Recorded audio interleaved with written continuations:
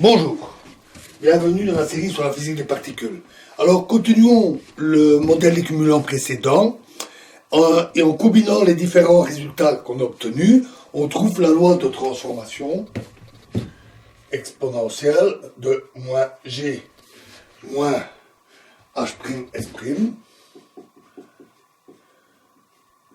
est égal à exponentielle n' fois logarithme de e exposant 3k plus 3 fois e exposant moins k plus k' fois somme sur alpha bêta de S' alpha S' bêta.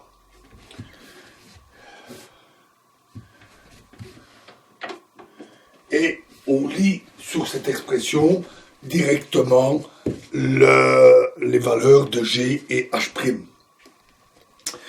Il n'y a donc qu'un seul paramètre à cette approximation et le point fixe vérifie K' égale K pour le cas au niveau du point fixe. Donc on obtient K astérisque égale 2K astérisque avec l'expression qu'on avait vue à la fin de la vidéo précédente. E exposant 4K star plus 1 sur E exposant 4K star plus 3 au carré. Et donc, E exposant 4K star, qu'on va noter X, pour simplifier après les calculs, égale 1 plus 2 racine de 2, ce qui correspond à K star environ égal à 0,336.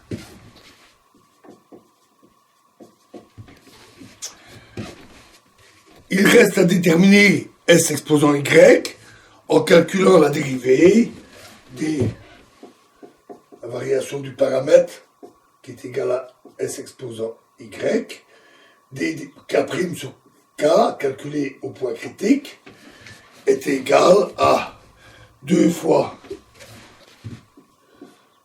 X plus 1 sur X plus 3 au carré plus 32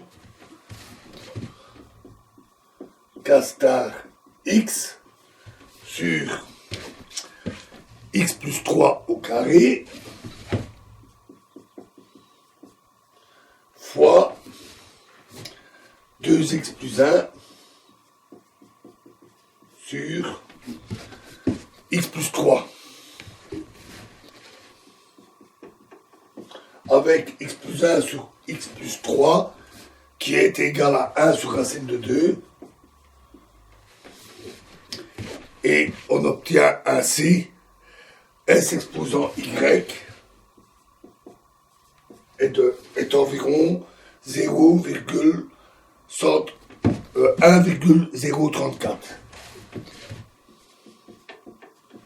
Et donc, puisque S égale racine de 3, on obtient ln de cette valeur-là sur ln racine 3, soit environ 0,894.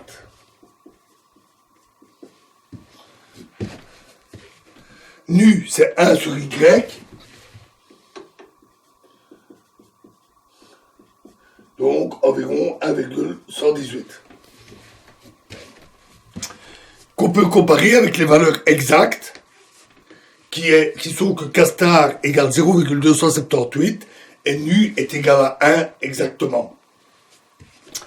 Si on calcule les termes d'ordre supérieur, comme je vous ai dit, les calculs deviennent vite très lourds.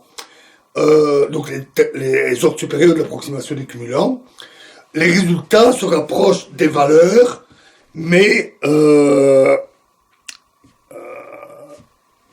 la convergence est fort lente. Et dès le deuxième ordre, il est nécessaire d'introduire 3 paramètres au lieu d'un seul. Par contre, l'amélioration par rapport au champ moyen est très sensible, puisque à l'approximation du champ moyen, on avait pour Q égale 6, les 6 voisins, KC égale 1 sixième, c'est-à-dire 0,168, et nu égale 1 demi, ce qui est assez grossier. Voilà pour le modèle de cumulant qui donne un bon exemple de la méthode. Nous allons passer maintenant à un autre modèle, plus intéressant, qui est le modèle gaussien. Alors, au lieu de définir une TGR en formant des blocs de spin, ce qui correspond à intégrer à S qui est à une intégration sur les fluctuations de longueur d'onde comprises entre A et SA, on peut intégrer directement dans l'espace de Fourier sur ces longueurs d'onde. C'est-à-dire sur les vecteurs d'onde compris entre lambda, grand lambda égale 1 sur A et lambda prime égale lambda sur S. Donc, grand lambda prime égale lambda sur S, c'est-à-dire 1 sur AS. Les deux opérations, dans l'espace réel et dans l'espace de Fourier, ne sont pas strictement équivalentes, en fait, d'un point de vue mathématique. Mais c'est les idées physiques qui sont sous-jacentes au groupe de renormalisation sont correctes, alors elles devraient donner des résultats identiques. Parce qu'elles sont a priori physiquement équivalentes. Ceci nous amène à effectuer les opérations du groupe de renormalisation dans l'espace de Fourier. Alors, nous allons traiter uniquement le cas des TGR linéaires et prendre comme hamiltonien de départ un hamiltonien de type Ginzburg-Landau généralisé, comme nous avions vu. On peut considérer que cet hamiltonien a été obtenu à partir d'un modèle de spin habituel et où on a itéré un certain nombre de TGR linéaires. Au cours de ces itérations, on l'avait vu, la variable de spin devient une variable continue phi de x et par intégration sur toutes les longueurs d'onde supérieures à grand lambda. Tous les vecteurs d'onde supérieurs à grand lambda.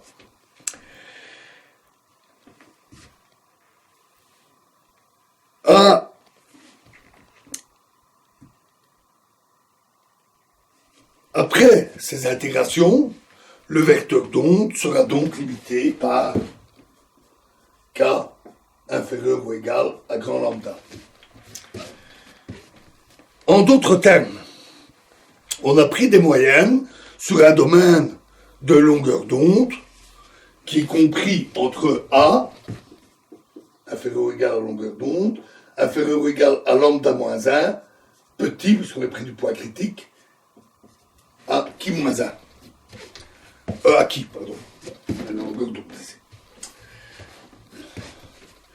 Donc, on peut aussi considérer, on va voir le développement de l'hamiltonien, on peut aussi considérer ce développement comme un développement limité destiné à étudier les fluctuations autour du champ moyen.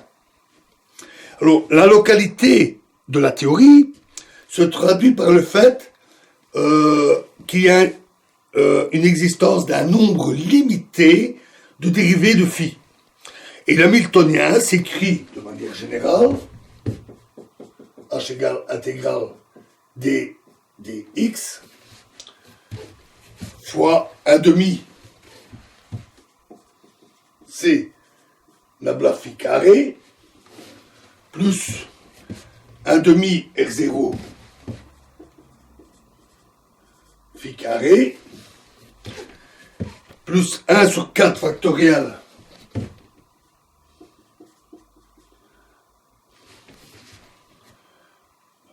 U0 phi 4 plus 1 sur 6 factoriel U6 phi 6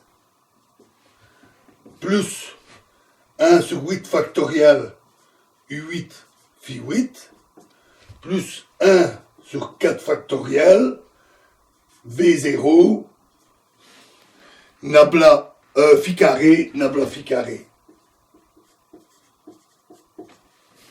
plus d'autres termes.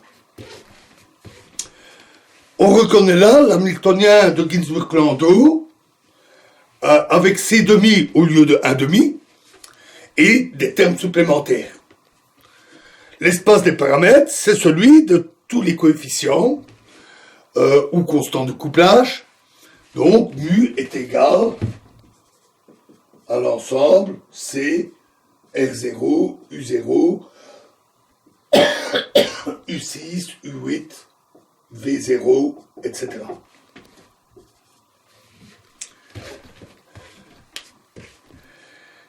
Les deux premiers termes de ce développement correspondent à ce qu'on appelle l'approximation gaussienne.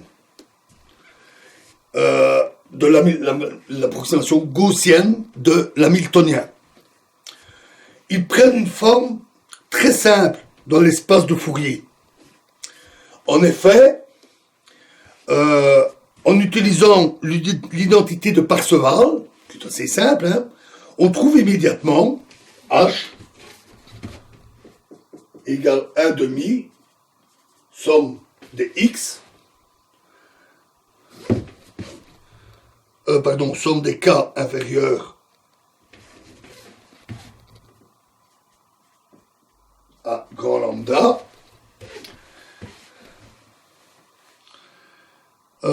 excusez-moi, je vais beaucoup trop vite. Donc, je reprends, excusez-moi. Il est donc commode d'introduire la transformée de Fourier phi de K, phi tilde de K, par l'expression phi tilde de K égale, donc on prend la transformée de Fourier, A exposant D sur L exposant D demi, fois somme sur K, somme sur X par exemple, des E exposant IKX phi X, ce qui est en fait X étant un paramètre continu, on a intégrale des X sur L exposant des demi fois E exposant IKX phi X. Alors, la normalisation est un peu différente de ce qu'on avait utilisé. Elle est choisie ici de manière à ce que G de K, soit égal à la moyenne phi tilde K, phi tilde moins K. Ce qui simplifie donc les calculs ultérieurs. Alors, donc, comme j'ai dit, les deux premiers termes correspondent à l'approximation gaussienne. On utilise l'identité de Perceval et on trouve ainsi H égale 1 demi fois la somme sur K inférieur ou égal à grand lambda de R0 plus CK carré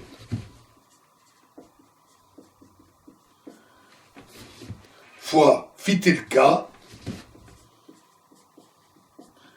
phi tilde moins K, plus d'autres termes.